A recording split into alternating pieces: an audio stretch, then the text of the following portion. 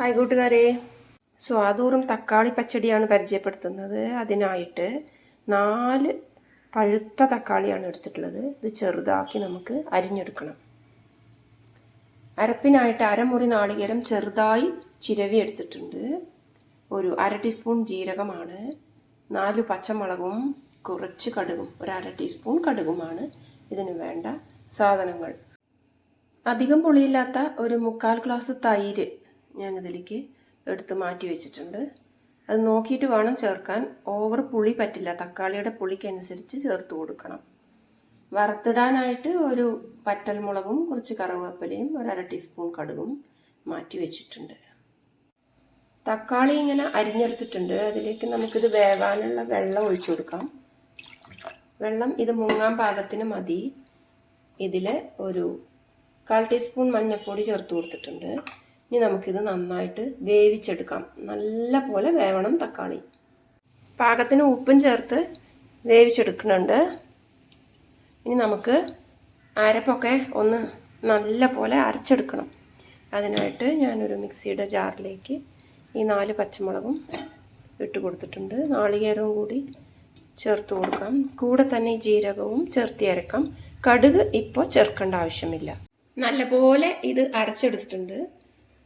ഈ ഒരു സമയത്ത് നമ്മൾ ഈ കടുക് ചേർത്ത് കൊടുക്കുകയാണ്. കടുക് നല്ലോണം അരയാൻ പാടില്ല, ഒരുവിധം ഒന്ന് ക്രഷ് ചെയ്തെടുക്കാം. കടുകും കൂടി അരച്ചെടുത്തിട്ടുണ്ട്. കടുകിൻ്റെ ഈ ഒരു കറുത്ത തോലൊക്കെ ഇങ്ങനെ പൊന്തി കിടക്കണം കാണാം. ഇതിൽ ഒരുപാട് അരയരുത്, കടുക് ഇങ്ങനെ അരച്ചെടുക്കാം. ഇത് നമുക്ക് കറിയിലേക്ക് ചേർത്ത് കൊടുക്കണം. തക്കാളി ഇങ്ങനെ അടച്ചു വെച്ചാണ് ഞാൻ വേവിച്ചെടുക്കുന്നത്. തുറന്ന് നോക്കിയപ്പോൾ നല്ലപോലെ വെന്ത് വന്നിട്ടുണ്ട്. 15 മിനിറ്റ് ഇതിൽ കടന്ന് വന്നിരിക്കുകയാണ്. ഇനി ഞാൻ ഇതിലേക്ക് ചേർത്ത് കൊടുക്കുന്നത് ഈ 1/4 ഗ്ലാസ് തൈരാണ്.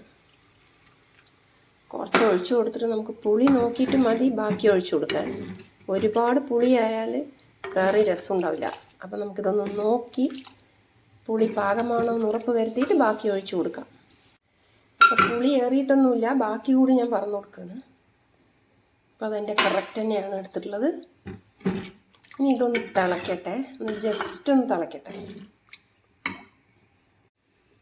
അപ്പം നമ്മുടെ തൈരൊക്കെ നല്ലോണം തിളച്ചിങ്ങനെ പൊന്തി വന്നിട്ടുണ്ട്. തക്കാളിയായിട്ടൊക്കെ നല്ലോണം യോജിച്ച് വന്നിട്ടുണ്ട്. ഇതിലേക്ക് നമ്മുടെ അരപ്പ് നമുക്ക് ചേർത്ത് കൊടുക്കാം. നാളികേരവും പച്ചമുളകും ജീരകവും പിന്നെ ചേർത്ത കടുകും ഒക്കെ കൂടി ഒഴിച്ചു കൊടുത്തിട്ടുണ്ട്. വെള്ളം ഏറാതെ ശ്രദ്ധിക്കണേ. ഒരുപാട് വെള്ളമായാൽ ഈ കറിക്ക് ഒരു സ്വാദും ഉണ്ടാവില്ല. അപ്പോൾ അത് പ്രത്യേകം ശ്രദ്ധിക്കണം. ഇങ്ങനെ ഒരു കൊഴുത്ത കറിയായിരിക്കണം, അപ്പോഴാണ് അതിൻ്റേതായ ഒരു ടേസ്റ്റ് ഉണ്ടാവുക. ഇത് ചോറിലേക്ക് സൂപ്പറായിരിക്കും. ഇനി ഇതൊന്ന് തിളയ്ക്കട്ടെ. നമ്മൾ അടുത്ത് തന്നെ നിൽക്കണം, പെട്ടെന്ന് പൊന്തിച്ചാടിപ്പോവും. അപ്പോൾ ഇതിങ്ങനെ ഒന്ന് തിളയ്ക്കട്ടെ, എന്നിട്ട് നമുക്ക് നോക്കാം. നമ്മുടെ കറി തിളച്ച് വന്നിട്ടുണ്ട്. ഒരു പതയൊക്കെ ഇങ്ങനെ വരും. അതിന് തീ ഓഫാക്കുമ്പോൾ വറ്റിക്കോളും. ഇതിൻ്റെ ഉപ്പും ഇതിൻ്റെ പുളിയുമാണ് നമ്മൾ എപ്പോഴും ശ്രദ്ധിക്കേണ്ടത്. ഇത് രണ്ടും പാകമായിരിക്കണം. അത് നോക്കി നോക്കി ചേർത്തോളുക. അപ്പോൾ അത് തീ ഓഫാക്കുകയാണ്. നമുക്കിതിലേക്ക് വറുത്തിടാം. അതിനായിട്ട് ഞാനൊരു ചീനച്ചട്ടി അടുപ്പത്ത് വെച്ചിട്ടുണ്ട്. കടുക് വറ്റൽമുളകും കറിവേപ്പിലയും കൂടെ പൊട്ടിച്ചെടുക്കാം. ഇത് പൊട്ടിച്ച ശേഷം നമുക്ക് കറിയിലേക്ക് ചേർത്ത് കൊടുക്കാം. മണ്ണിൻ്റെ ചട്ടിയിൽ തന്നെ ഇത് പാകം ചെയ്യണം, അപ്പോഴാണ് അതിൻ്റേതായ ഒരു ടേസ്റ്റ് ഉണ്ടാവുക.